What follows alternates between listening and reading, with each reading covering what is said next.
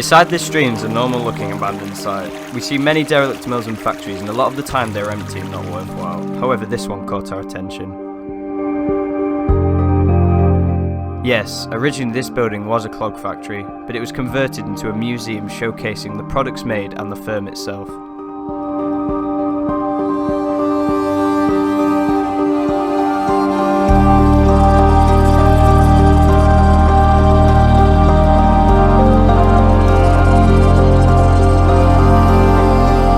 There are some amazing discoveries to be made inside as we explore this bizarre building.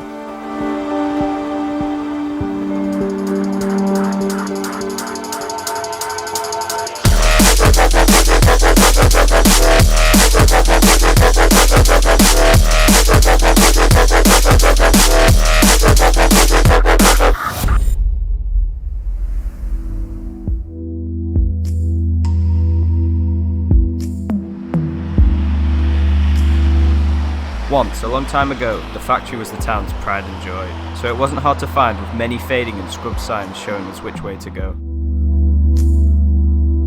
Upon arrival, the site did look tightly sealed, with warning signs, alarms and bricked up windows.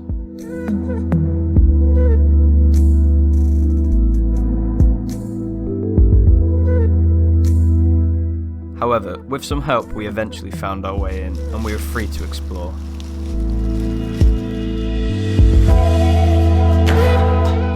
Instantly we were surrounded by massive machines and crafts that were clearly on display for people of interest. The business that used the factory was based in a small area and would have been a huge supplier of jobs, so many generations of families would have used these machines. There was also display cases and other furniture you'd expect to see in a museum. It was clear that when the place closed more than a decade ago, everything had been left behind, but over the years items have been moved around by vandals, therefore nothing is in its original position.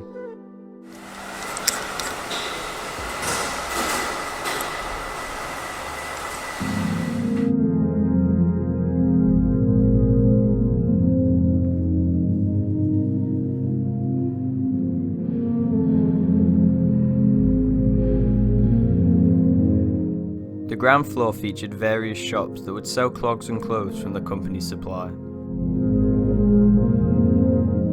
By the way, if you didn't know what clogs are like us, they're a brand of shoes made from wood and leather.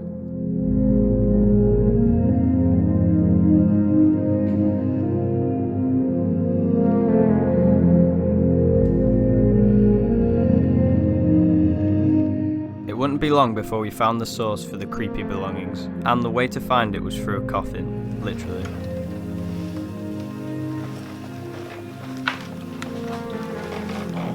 Oh my god, this is like burnt out. Is it though? Or is it supposed to be like this? As the museum was a very well-known tourist attraction in the area, it began to open up seasonal sections to bring in more visitors and step further away from the clog scene into a more widespread view to the public. This Halloween section is one of the examples of this, and was a very bizarre experience for us to wander through.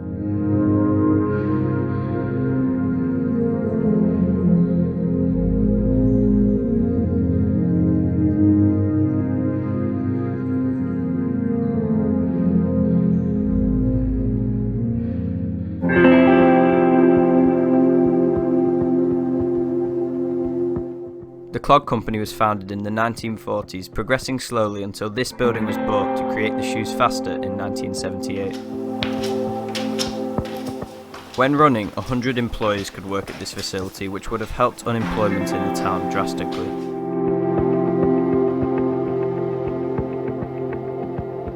Unfortunately, some of the key remnants of history left of the museum have been vandalised, but you still get the idea of how the building used to look.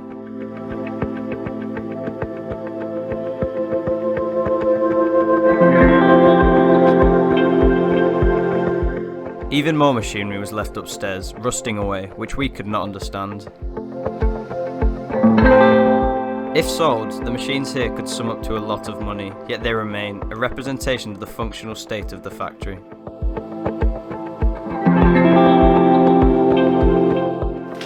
What I really don't understand is that This machinery has obviously been put in a museum because it's obviously very ancient and should be kept in a good state, but they've closed the museum and they haven't transported it to another one, they've just left it and it's here just crumbling.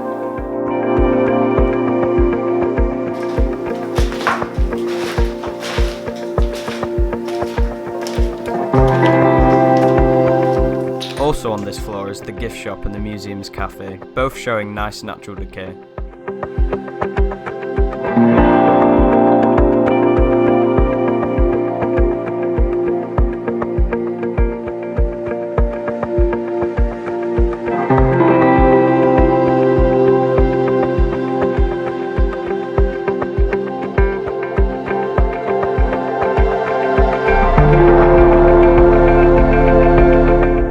Since closure, the site has been a high-profile Urbex spot for a while. The cafe chalkboard doesn't tell you what's on the menu, it is full of names of fellow explorers.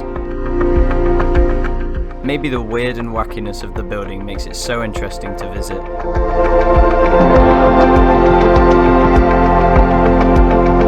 Hidden behind a door was another seasonal section, although we weren't sure what this one focused on. Yet it was still strange to walk through.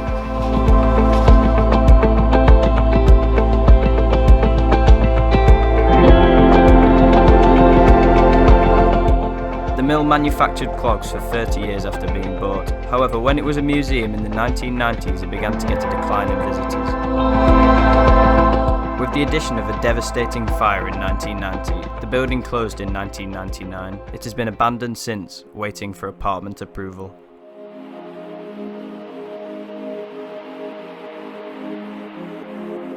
Moving up to the third floor, the museum seemed to have lost its clog base completely. The most noticeable feature is the children's play area, which goes up 2 floors. Bringing in a large age range of visitors was key to keeping the museum open, so it was sad that in the end the place closed as this plan didn't work.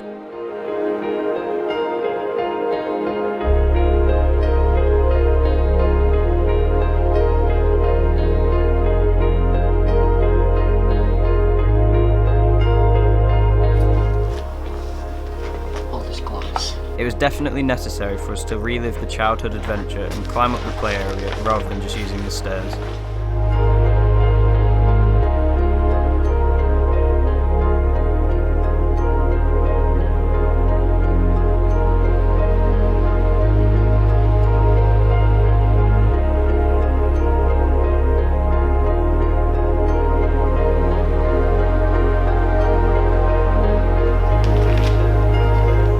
The separate side of the top floor has lots of artefacts that have been stuck here since closure and are gathering dust.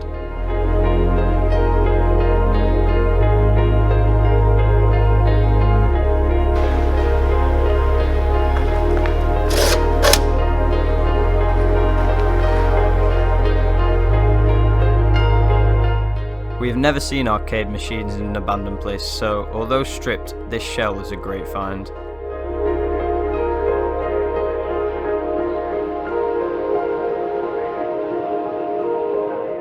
Part of the top floor was decorated in the Christmas spirit, and it became clear why. The museum also hosted Santa's grotto.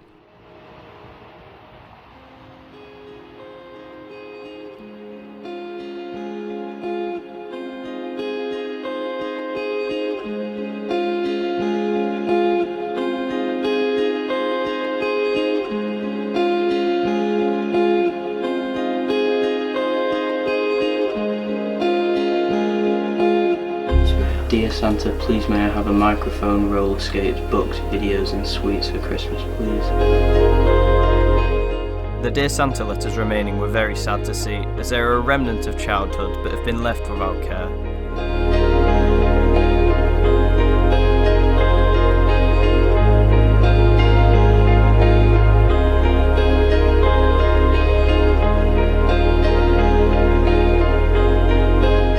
Planning permission for flats is still on hold for the building, and it still decays and is vandalised constantly.